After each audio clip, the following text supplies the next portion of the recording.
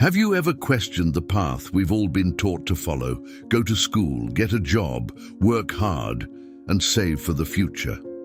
In today's rapidly changing world, this traditional formula might be holding you back more than you realize. Imagine for a moment that the way we think about money, work, and success is completely outdated, and that there's a different, more powerful approach that the wealthiest people in the world are using right now. In this video, I'm going to challenge everything you've been told about how to achieve financial security and success. I'm going to reveal the truth about why the rich keep getting richer while the rest of us struggle to make ends meet. You'll learn about the mindset that keeps you stuck in a cycle of dependency and the strategies that can help you break free from it. The difference between living a life of financial limitation and one of abundance isn't just about the amount of money you have, it's about understanding and applying the right principles. We're going to dive deep into the mindsets that shape our financial lives, the poor mindset that clings to security, the middle-class mindset that seeks stability, and the wealthy mindset that sees opportunities where others see obstacles. You'll discover how the rich think differently about money and why they embrace strategies that most of us were never taught. This is not just about theory. It's about practical steps you can take to start building true wealth, regardless of where you're starting from. This content is part of the teachings of Robert Kiyosaki, world-renowned author of the book Rich Dad, Poor Dad. Before we begin, I need you to make a commitment to yourself. To do this, type a declaration in the comments right now saying, "I have a millionaire mindset." Do this, and by the end of the video, tell me how you're feeling better. I recommend declaring this every day, as this psychological exercise will help you achieve successes you can't even imagine. But be warned, this journey isn't easy. It requires a shift in your thinking and a willingness to let go of old beliefs that no longer serve you. Many people won't make it through this video because facing the truth can be uncomfortable.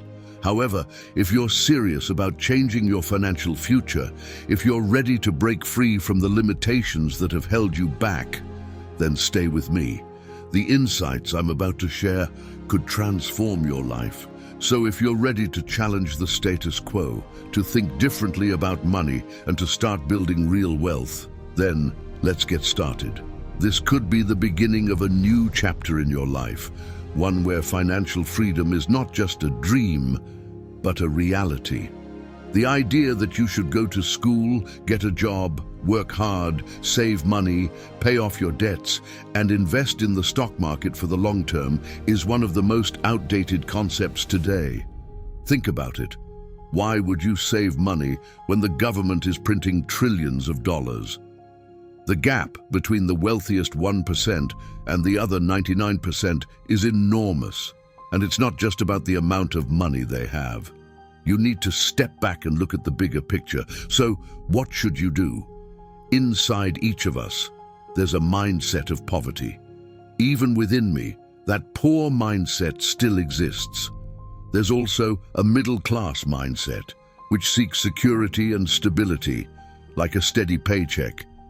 And finally, there's a wealthy mindset. These perspectives are part of who we are, but the problem is, we're not taught how to nurture that wealthy mindset. Most of us are taught to go to school, get a job, and depend on a paycheck, but no one teaches us how to build wealth. For example, in Rich Dad, Poor Dad, my rich dad refused to pay me because he believed that accepting a paycheck was one of the most limiting things you could do in life. He explained that the moment you start relying on a paycheck, you begin to see yourself as an employee, and that shapes your mindset. My rich dad never paid me, which drove my poor dad, who was a government employee, crazy. He couldn't understand it, insisting that people need to be paid for their work. But my rich dad wasn't saying that a paycheck was inherently bad. He just didn't want me to become a slave to money. As an entrepreneur, if one of my businesses failed, I would simply start another.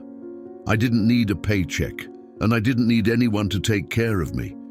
If a country's government didn't favor entrepreneurs, I could just move to a place where entrepreneurs are welcomed. Being an entrepreneur isn't just about owning a business. It's about having the right mindset, developing specific skills, and understanding a different set of rules. Small businesses don't operate under the same rules as big corporations. Being an entrepreneur starts with the right mindset, followed by building skill sets and understanding the roles involved.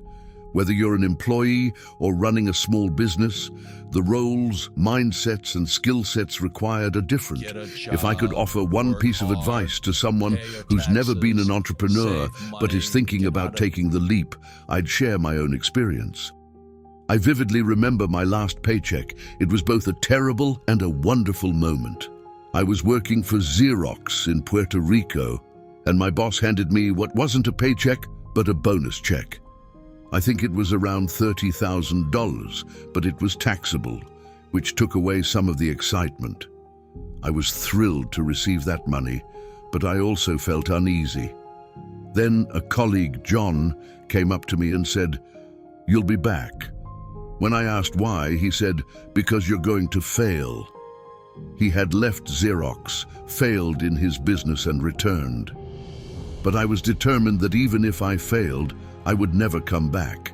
That's the mindset you need. If you think, if I fail, I'll just go back to my old job, then that's exactly what you'll do. When I finally became an entrepreneur, I had no money for years. I didn't have a steady paycheck, but that's exactly what my rich dad encouraged me to do. He said that when you don't have a paycheck to rely on, you become hungrier, smarter, and your character is tested. Will you remain honest and ethical, or will you resort to dishonesty? Becoming an entrepreneur helps you discover who you really are. When you have nothing, you're forced to look at the bigger picture. Life is full of ups and downs, but you need to be prepared for whatever comes your way. If you think the next 20 years will be like the last 20 years, you're in for a rude awakening. When you and I go to the supermarket to buy a carton of milk, we always check the expiration date. But how many of us check the expiration date on our own beliefs and mindsets? Instead of trying to get out of debt, I've learned how to get into debt strategically. For example, I recently refinanced $300 million in debt, lowering my interest rate from 5% to 2.5%. This move increased my cash flow because my cost of borrowing money went down. While some financial experts advise getting out of debt, I suggest learning how to use debt to your advantage. When I returned from serving in Vietnam in January 1973, my rich dad advised me to go to school, not just to learn about real estate, but to understand how to use debt and taxes to build wealth. Debt and taxes are tools that make the rich richer while making the poor and middle class poorer. Many professionals, like doctors and lawyers, make good money but don't understand why they end up with so little after taxes. For example, a doctor might earn $1 million but pay $750,000 in taxes, leaving them with $250,000. Meanwhile, I keep my million because I don't work for money. I work to create businesses and invest in real estate, which allows me to pay little to no taxes. As an entrepreneur, I have more control over my income and taxes. Every time I make $1 million, I invest it in real estate, allowing me to leverage that money into more wealth through bank loans. Banks may seem like the enemy to some, but they can be powerful allies if you know how to use them. The problem is that traditional ideas like going to school, getting a job, and saving money are outdated in today's world. The world fundamentally changed in 1971 when President Nixon took the US off the gold standard and money became debt. Some might ask, what if we get rid of school altogether? But the issue isn't about eliminating education. It's about recognizing that the traditional educational system is no longer sufficient. In the past, knowledge doubled every 18 months, but now it happens even faster. By the time you graduate, much of what you've learned is already outdated. That's why even graduates from prestigious schools like Harvard find themselves relying on obsolete knowledge. Today, banks are charging people to save money because there's too much cash in circulation. This has created bubbles in stocks, real estate, and other assets. Savers are losing out, and cash is losing value. People who cling to the idea of getting a high-paying job and saving money are following an outdated path. Instead, you should learn how to get into debt strategically and use it to build wealth. They'll never teach you this in school, but it's why the 1% are getting richer while the 99% struggle. When money is printed, two things happen. Inflation and taxes increase, putting more pressure on the middle class. Many entrepreneurs think they can just start a business and make a lot of money, but they need to wake up to the reality. Most small business owners are solo entrepreneurs, meaning they work for themselves. But this isn't true entrepreneurship, it's just self-employment, and it comes with the highest taxes. The true entrepreneurial spirit isn't about the external economy, but the internal one. A true entrepreneur focuses on their internal mindset, knowing that no matter what happens externally, they can still succeed. A poor person with a poor internal economy will always see a bad economy outside. A middle-class person with a middle-class mindset seeks security, a steady paycheck, and a nice house. But when they lose their job, it's a disaster for them. An entrepreneur, on the other hand, doesn't rely on a job, so they aren't as affected by external changes. What I'm saying is that there are always two sides to everything. If you think the economy is bad, it's likely because your internal economy is struggling. If you value steady employment, you'll see an economy without jobs as a disaster. It's about controlling what you can inside yourself versus what's happening outside. The real entrepreneur has an internal focus, knowing that if they fall, they can always rise again. Mistakes and failures are opportunities to learn and grow, not reasons to give up. A strong internal mindset allows an entrepreneur to see setbacks as opportunities to come back even stronger. On the other hand, a weak mindset is often self-defeating. People who fear losing their jobs often end up losing them because they're so focused on that fear. The first job of an entrepreneur is to control what's inside, not to rely on external factors. The moment you take a paycheck, you're accepting the role of an employee. To be an entrepreneur, you need to be stronger than that and focus on what you can control internally. No, what I'm saying is that education is more important than ever, but the traditional approach is becoming obsolete. Consider Moore's law, which states that information doubles every 18 months. In other words, knowledge and technology are advancing so quickly that what you learn today may be outdated in just a year and a half. This rapid pace of change is a relatively recent phenomenon. So, when you graduate from school, much of what you've learned might already be obsolete. That's why, as someone who's been around for a while, I see the difference. I meet friends who went to prestigious schools like Harvard, and I tell them, sure, you went to Harvard, but that was 50 years ago. Today, even banks are charging you to save money. In other words, banks don't want your money because there's too much of it circulating, thanks to excessive printing. This overabundance is causing bubbles in the stock market, real estate, and other assets. People are getting rid of their cash because, as I've said before, savers are losers and cash is trash. Yet, many still cling to the outdated idea of chasing a high-paying job. The concept of getting out of debt is also obsolete. Instead, you should learn how to leverage debt to build wealth. And you won't learn this in traditional education systems because they don't teach you about taxes and how to use debt effectively.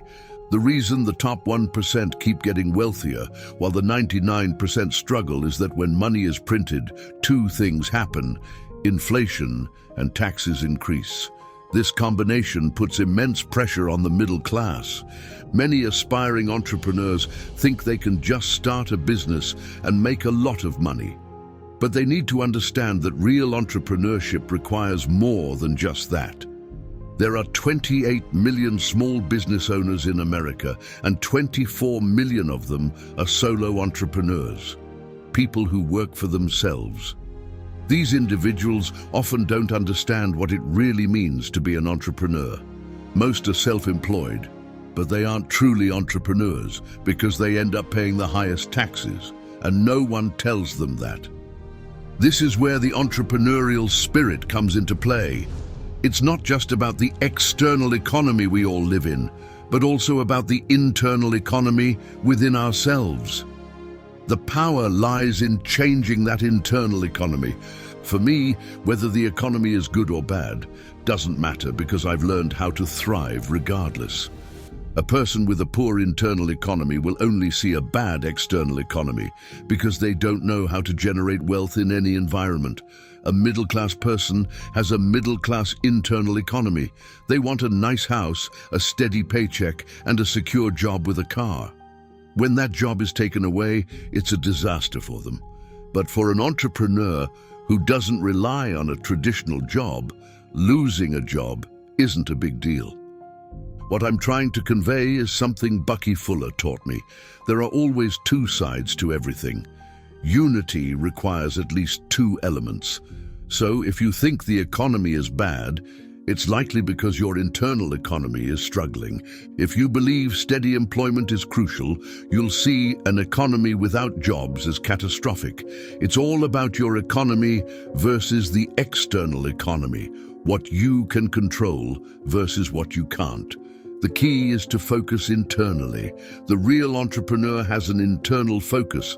When they fall, they see it as an opportunity to rise even higher. In contrast, the average person might fall and then resort to taking medication like Prozac to cope with the stress. Mistakes are part of the journey. They indicate something you didn't know. But a real entrepreneur learns from those mistakes, stands back up, and becomes stronger, smarter, and happier. On the other hand, a person with a weak internal mindset is often so afraid of what might happen that their fears become self-fulfilling. For example, people who are terrified of losing their jobs often end up losing them because they're so focused on that fear. So the first job of an entrepreneur is to gain control over their internal world, not to be swayed by external circumstances. The moment you take a paycheck, you're accepting the role of an employee. To be a true entrepreneur, you must be stronger than that and focus on mastering your internal control. Congratulations on making it to the end of the video, and thank you for watching. If you've made it this far, let me know in the comments by typing, "I made it to the end." Don't forget to subscribe to the channel, leave your like and comment until the end down below, so I know you are part of this special group of persistent people. I would love to give your comment a little heart as recognition for your effort. And never forget, you have a millionaire mindset.